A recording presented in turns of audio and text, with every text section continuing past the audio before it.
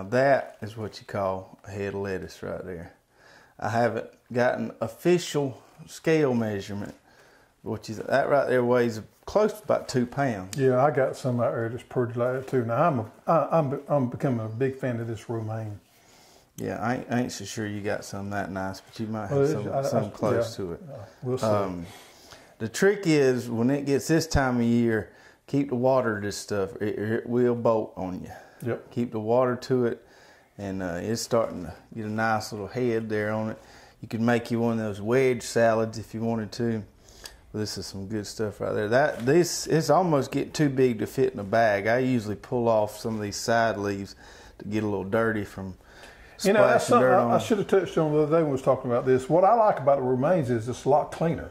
Now the Skyphos, some of these other lettuces are great, but this has got this upright habit that grows upwards, and it's a lot cleaner than those other varieties. And that's one reason I like it. Also, you don't seem to get as much disease and leaf spot on the bottom leaves. Yeah, because they're not touching the ground as much. Yep. Rhizoctonia doesn't seem to be as bad in the crown rot because they have more airflow underneath them than some of the other varieties. That's nice, green, nutritious there. Let's say hey to everybody. Hello. Hello, everyone, and welcome to the Row by Row Garden Show. We've got a great show planned for you tonight. Thanks for joining us. I'm Travis. And I'm Greg. And super excited to have you with us. We're going to talk a little bit about organic and conventional garden later on tonight, but right now we're just having a little show and tell, talking about what's going on in our gardens. So we got our romaine lettuce here, and if you want to put that aside, I figured we'd partake in a little BLT. Now BLT don't say nothing about bread. It says bacon, lettuce, tomato, and I'm still on this keto thing, which is going pretty good. I'm down about 20 pounds. Really? Down to about 190, back to my college weight. Yeah. So I'm a pretty bad dude right now. Hey, don't mess with you, huh?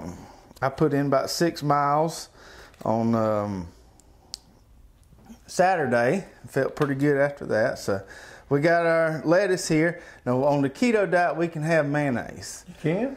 You can have mayonnaise because there ain't no carbs in mayonnaise. That may be up for it. Maybe this. Now this ain't Duke's. This is some off-brand mayonnaise, bit of work for what we got. Yeah. So we're gonna put us a little. Cause I love me some mayonnaise. Some when now.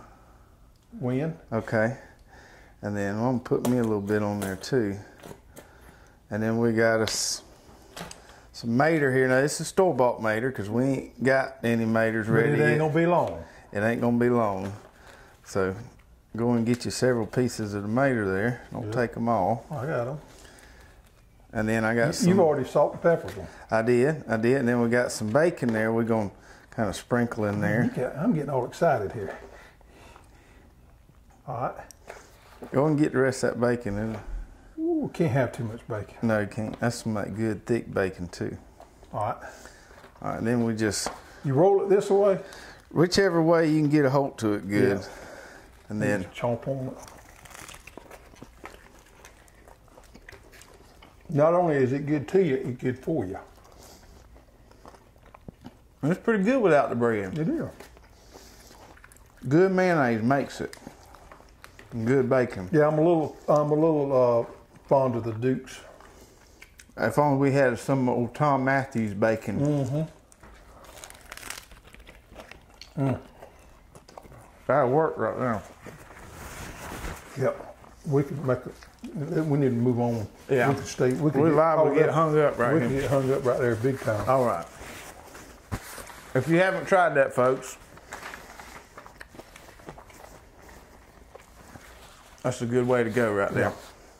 So, let's talk about what else is going on in the garden. Man, I got stuff growing left and right. If I make as many potatoes as I've made vine, I'm going to have to get my dump truck out there and haul them out there. I have got some of the prettiest potatoes.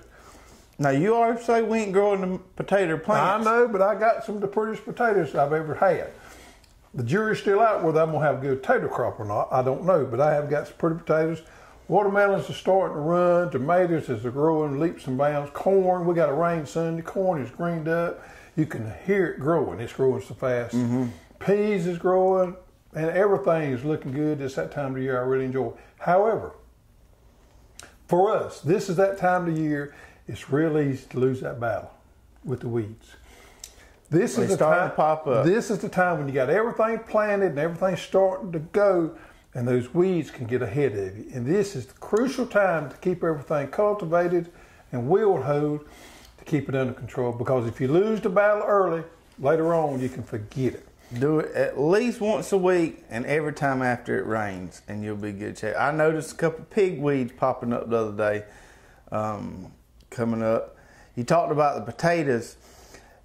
We had that rain this weekend, and then we've had a couple cool nights, which I really needed, because last week before that rain come, it was hot and we get a little bit of wind there, and I could tell my potato plants were suffering. The dirt wasn't necessarily dry, but those plants were, and I had to run overhead sprinkler just to kind of cool my plants off a little bit, because they were suffering in some of that 85-degree weather. Yeah, I think that's going to be good for our potatoes to slow it down just a little bit.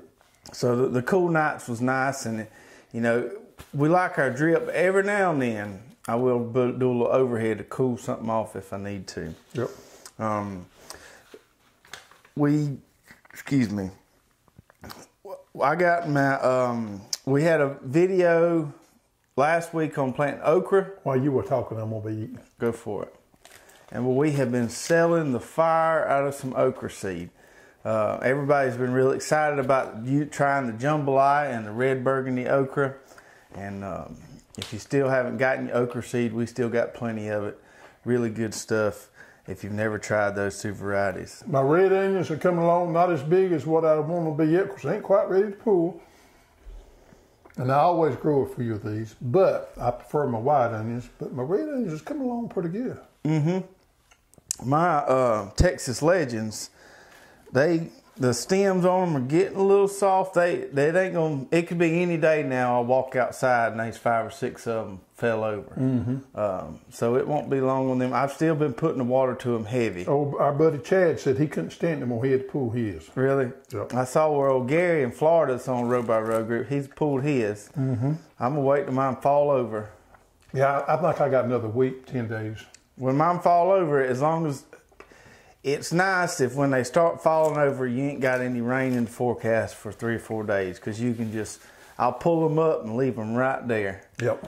And then about 3 days later, come and put them all underneath the barn. I've got to build me a rack. Now I got to get on that pretty quick. I got to build me a rack like you've got the store. I got a good floor plan. I got to do that. I was under instructions to do that pretty quick.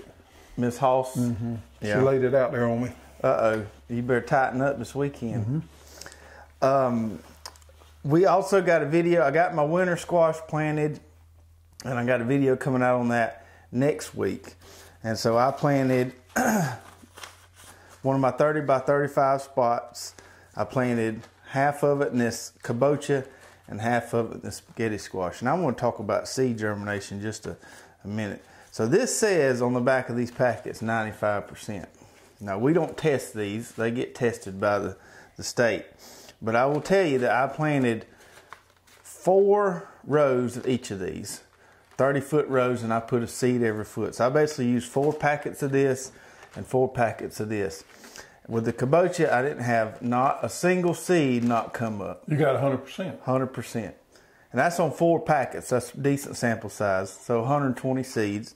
And then on this, I had 1 seed not come up. Now I'm going to thin those out to 2 foot, but I just thought it was interesting. A lot of times this germ rate here, what you'll actually get is a little higher. We just have to go with what the lab tells us. But really proud of the germination we got on both of these. I got my blue bayous planted and they're coming up. How's your Cherokee tans looking? Cherokee tans are looking good. We started them in the greenhouse because the seeds were precious to us. We didn't have many. Right. I transplanted them out there. I actually put a little, I got them on drip, shoot a little water to them, and they looking pretty good. They're not running yet, but they fixing to take off and start running. I got zinnias planted a couple days ago. I kind of went against your idea of the color scheme. So I did 1 double row, but half the double row I did in the mix. And the other half, on one side I did lime, one side I did white. Okay. I know you said you. No, solid. I can tell you from past experience and years, when you block colors the same color, it's more appeasing to the eye. And if you're doing it for cut flowers, it doesn't matter. What's more appeasing to the bee, though? The bee don't care. Okay. And if you're doing it for cut flowers, it doesn't matter anyway because you're going to mix them up. I'm just saying if you're doing it for in a landscape type situation, anytime you use colors, if you use block colors of one particular color, it makes it more appealing to the eye and a bigger show than you do if you mix it up. You mix those colors up there, it's confusing to the eye. I got you. Yeah, write that down somewhere. Write that down. That's good stuff. Okay, so before we get into today's main topic, which is a really good one, I do want to recap on the giveaway we got coming up in a few weeks. So this is episode 50. 50. And big 50th episode. Yep. Halfway to 100. And on episode 52, our 1 year, we're going to do just give away a bunch of stuff. And the way you get entered is for each of these videos leading up to the 52nd one, you can comment on YouTube. You can share the video on Facebook, or you can comment on Facebook. So you can have an entry every week, basically, if you comment. And we're going to draw every week. You can only obtain one entry per week, but you can get multiple entries each week. And we're going to have a hat full of the names, and we're going to draw them out and give away some nice garden tools, seeds, all kind of good stuff. Yep. So participated in that. Now, this week's topic, we're talking about organic and conventional garden, kind of pairing them against one another or comparing them. So there's this Forbes article, and it's actually an article from 2016. And I'd read it a while ago, several years ago when it came out, but it just kind of started recirculating around on Facebook, and a lot of people I know that are involved in conventional farming were sharing it.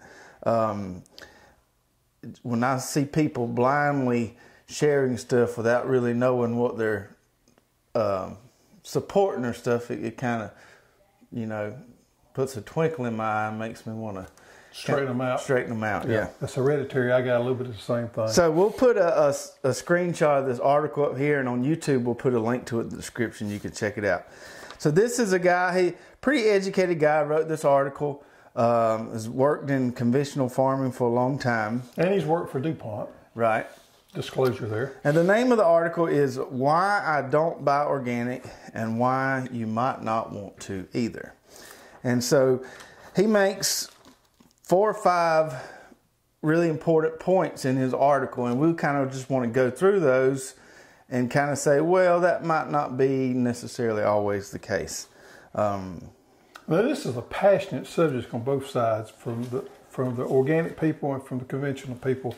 It's a very passionate argument, and sometimes facts get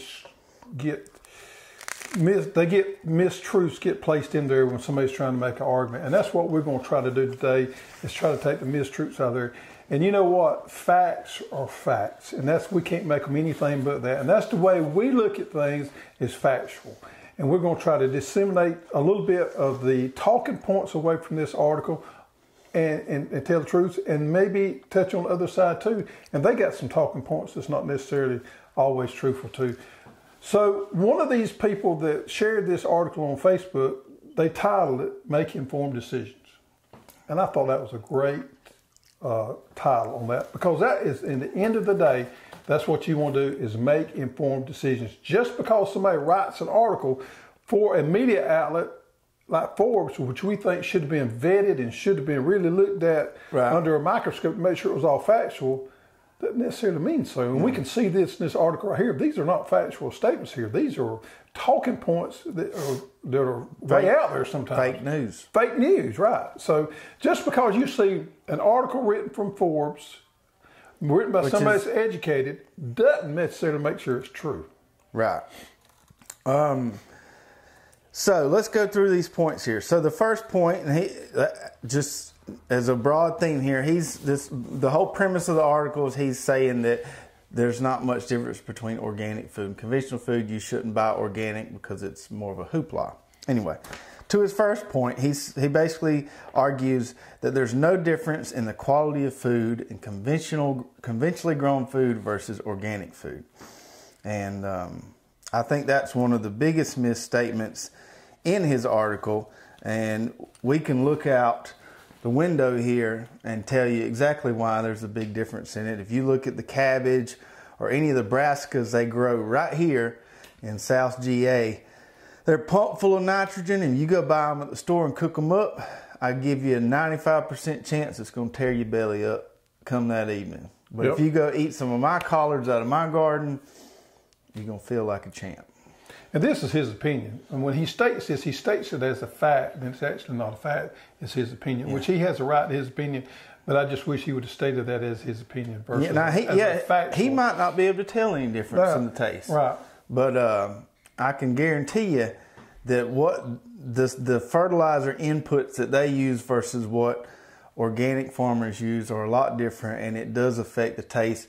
Mostly with greens. I won't say it will affect the taste of everything. There might be some things you can't tell a difference. Right. But with brassicas and things that are big nitrogen feeders, you can certainly tell a difference. Yep. Okay, let's go to number 2, which I know you want to harp on a little bit. Ooh. You ready? I'm ready.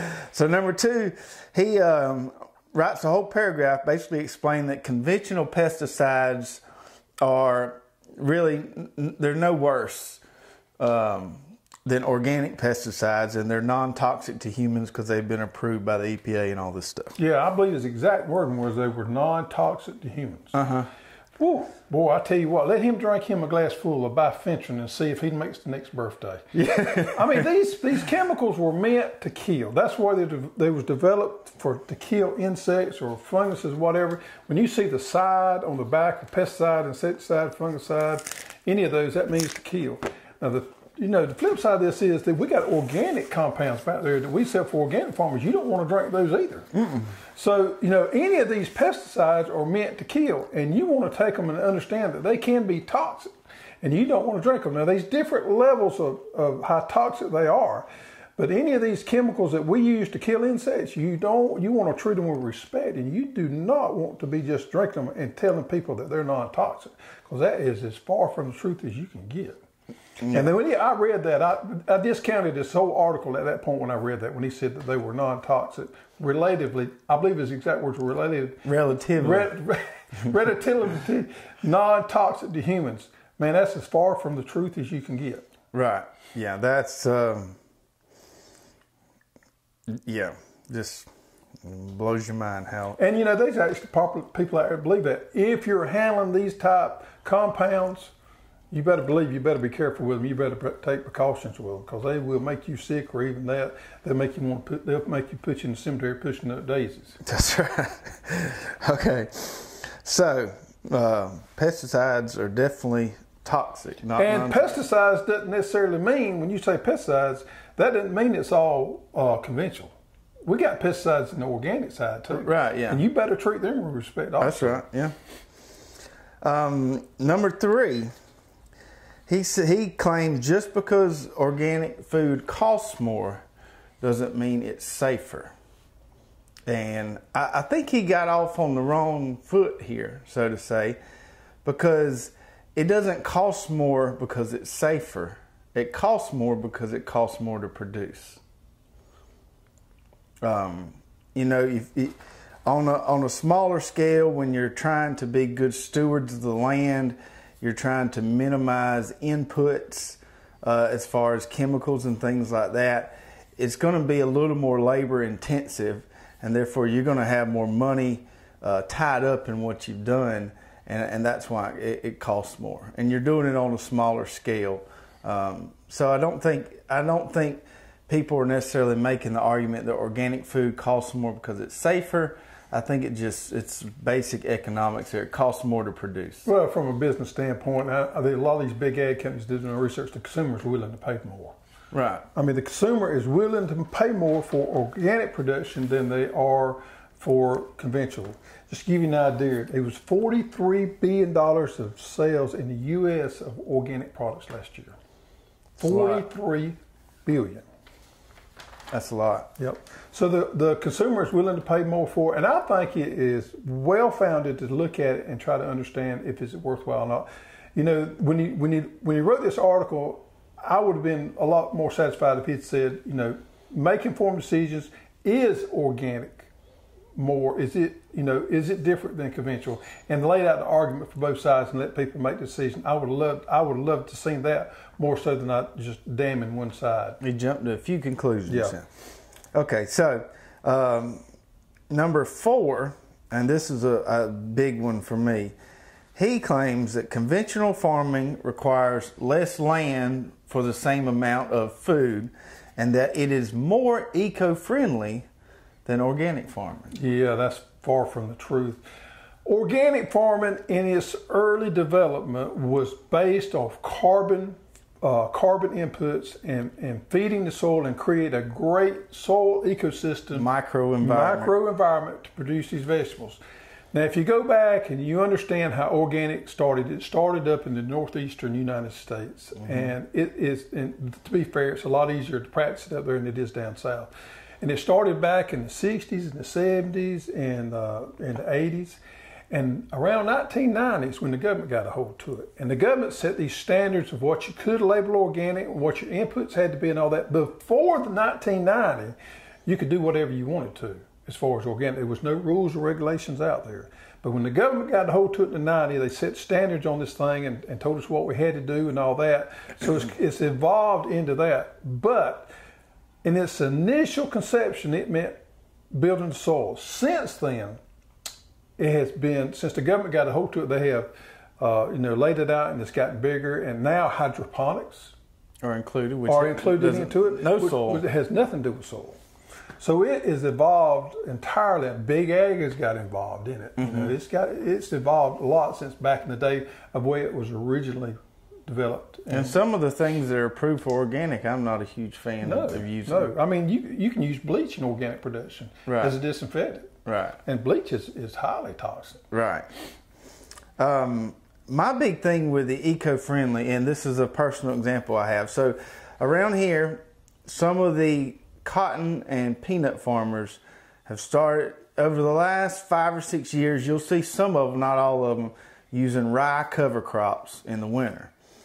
And then when it comes close to planting time, what they'll do is they don't till it in the soil or incorporate it. They take an airplane, they spray the whole field with Roundup, and then they come in there with a no-till planter and plant their cotton and peanuts on top of it. And I was asking a guy I knew, big farmer, I said, so why do y'all not incorporate that into the soil instead of killing it off so you can build your soils, build your organic matter, maybe less fertilizer inputs? And he told me point blank, we're not interested in building soils. He said the only thing they're interested in was preventing pigweed growth. And if they don't break that soil, they don't have any pigweed problems. So I thought that was just a glaring example, which completely contradicts what this guy says. And we see it all the time around here. Nothing they do is designed to build the soils. Well, and you can understand this why. Most of them rent farmland. And when you rent farmland, you're not guaranteed you're going to have it 5 years down the line. You're guaranteed you're going to have it that year. So they're looking to farm that year and get what they can off that year. And they're not looking at a long term because it's rented land. And they don't know what they don't know what the history is going to be. They could lose it next year or the year after. So for them to put inputs in on that rented land is basically just throwing money away from their standpoint, from a business standpoint. Right. And that's the way our farm and agriculture has evolved. There's a lot of rented land going on there. And these guys that's farming, they have to look at it from a business standpoint because farming is a business. And they got to look at it from what they can get off of that year. They have no, it doesn't benefit them to build up that farm, to build that soil up from a long-term standpoint. Right. So, and most organic farmers is the other way around. It's a long-term type deal where you own the farm or you got a long-term lease on the farm and you're looking at years down the road of building a healthy ecosystem to produce so that your inputs won't be as much later on down the line. And to add to that, most of your organic farmers are growing a much more wide diversity of crops, so they have a wider rotation, whereas around here it's usually a 2, maybe 3 crop rotation, if that. So I strongly disagree that it's more eco-friendly. I do too. And then the last one here, we have disagreed with the author of this article somewhat up to this point, but his last point, he might have a point. So his last point was that the marketing of organic products is unethical and fear-based. And I'm not going to completely disagree with him there. Well, I'm not either. Big Ag seen something here a few years ago when they seen, and we've seen a tremendous growth in the organic market out there in the grocery stores. If you don't think so, when you go to the grocery store, you're going to see a lot of organic produce in there, and I can promise you 20 years ago, you didn't see that in there. So the market is growing. You know, we got 22,000 organic operations in the U.S. today that are certified. 22,000. All right, so there was $43 billion in sales of organic products last year. So that's, you know, they understanding that there's a market out there. They want to go in there and they want to capitalize on this market here. Over 100 million of those organic products came from Mexico. So we know that's Big Ag. So Big Ag has got in there. Is there some fraud in some of these certifications or some of this organic production going on there? Probably so. When you got that much money out there, there probably is some fraud, and there probably is some issues out there that you wouldn't feel real comfortable with paying more for a product and knowing what's going on with it. Here's the takeaway for me. As we said earlier, make informed decisions, understand both sides of the aisle, the way things are produced and the way things are certified, and make informed decisions. The very best thing you can do is know where your food comes from. Exactly. Know where it comes from. And I do think it's kind of like the whole non-GMO, gluten-free thing. I think some things are exploited as far as the marketing of organic products. But understand what you're buying, understand what you're eating. And as we always say, the best way to know what's in your food, grow it yourself. That's right. It's to grow it yourself. And if you can't grow it yourself, and I know we all hold down jobs and we can't grow all our food, at least know where it comes from. I mean, when you can, buy from that small farmer, buy from that people that you can actually... Farmer's market. Yeah. Farmer's market, that you can ask what inputs to use neonicotinoids, because neonicotinoids is a big thing for me. You mentioned nitrogen is a big thing for you. Well, the neonicotinoids is huge for me. Ask that farmer, you know, to use neonicotinoids, things that is a big concern of you. You can ask those questions of how that food was grown, and you can get an idea, and you can feel better about it. And there, you're making informed decisions. That's right. I hope everyone enjoyed that discussion there. Please go take a look, read that article. It's not too long. Take a few minutes. And if you disagree with us, comment on us and let's have that conversation. We'd love to hear about what you think. Yeah, or if you have any additional points for or against anything we said, we would love to hear it. It's all about facilitative discussion here to all become more educated. And what it comes back down to me is facts. Regardless of what you think, let's back it up with facts. That's right. Okay, let's get into some questions from last week's show. And the first question we have here is from G. Barnes, 1982. And he says, thanks for the information y'all provide. I tried some of your corn seeds this year, direct sown, and they've done great so far. I do want to ask about side dressing your corn plants. He says he doesn't use drip irrigation currently. Yeah, we used to side dress all the time. I still do some. I side dressed just last week with Chelea nitrate. And I lay it about the A far away from my plant, and I got this old school fertilizer distributor I can pull. But you can take a cup and do the same thing. Try to get it as even possible and lay it down about 3 inches from that corn plant, and then I'll go back and I'll heel to it, cover up.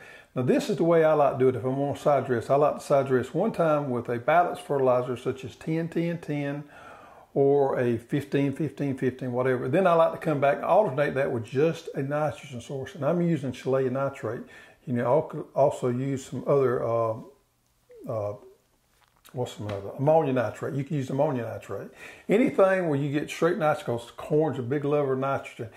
I do it 2 to 3 times if I'm not injected in there. I do a pre-plant fertilization, and then I'll probably side dress anywhere from 2 to 3 times according to what it's looking like. Yeah, I like to put it down before I heel as well. Yeah. When they get about a foot and a half tall. Right. When you heel it and cover it with that fertilizer, it makes it a little more stable. Yeah, it gives you some nice slow release. And once you get a little rain or something, boy, boom, gone. We had a rain. As I mentioned, we had a rain Sunday. As soon as the rain was over with, I went straight to the garden, and I can promise you, when I got up here, it looked like my corn had grown. We needed it. Okay, what we got for our second question there? All right. Stephen Stovall says, great show, and as always, enjoy all the tips. Question, I have is, how do you know when to stop healing potatoes? Okay, so this is an interesting point because I've kind of tested this in my garden a little bit over the years, because I'll see some people that make their potato hills this tall with a tractor, and then some like yours never get more than about a foot and a half tall. And I've kind of tested this, and there is what I like to call a law of diminishing returns, where you're just doing a lot more work and you're not getting that many more taters by healing them that tall. So I've done some research on this, and I've heard a little bit about this before, but really dug into it. So just like with potatoes, well, you have determinate and indeterminate potato varieties. Now, they're not the determinate or indeterminate nature doesn't seem as well defined as it does with tomatoes, but there are those categories. Usually your earlier potatoes, your early season potatoes are going to be determinate. And you'll see even some websites that say that you don't need to heal those at all. Now, we like to heal them because it keeps them from being exposed to the sun, also helps with weed control, stabilizing the plant. Now, your late season potatoes, like your German butterball, for instance, are indeterminate. You might have seen some YouTube videos out there of people growing these in pallets or these potato towers where they just keep adding dirt and dirt and dirt, and they pull up this long string of potatoes. That only works with those indeterminate late season varieties. You couldn't do that with a red potato or early potato. Really? So for the Yukon Gold, the red, the fingerling, even the blue potato, early to mid stuff, I would heal them, a foot and a half tall.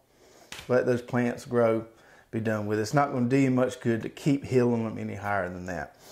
With the late variety, like the German butterball, you can, now I'm not going to, because I ain't got a way to get my dirt that tall, but you can keep healing those, and supposedly they will keep growing clusters along that main stem. So you could, if you had them in what they call potato things, A tower. When they make potatoes, if you add, they continue to make them again and again and again and again. Yeah. If you had like a piece of fence turned like some makeshift tomato cage, you can do that with those. But you have to use the correct variety. Yeah, you can't do it with all the varieties. You have to use one of those late season varieties. Good information. I did not know that. So I would just, heal them a little bit.